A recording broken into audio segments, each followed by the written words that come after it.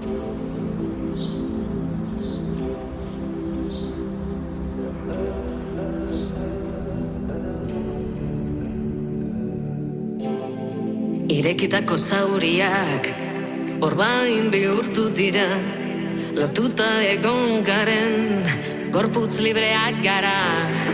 Hamaika saiakeraren bueltan hasi da konpartsa igaduraren ostean.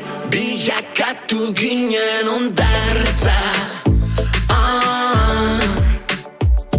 ta dena paretzen denean elkartuko gara bidean.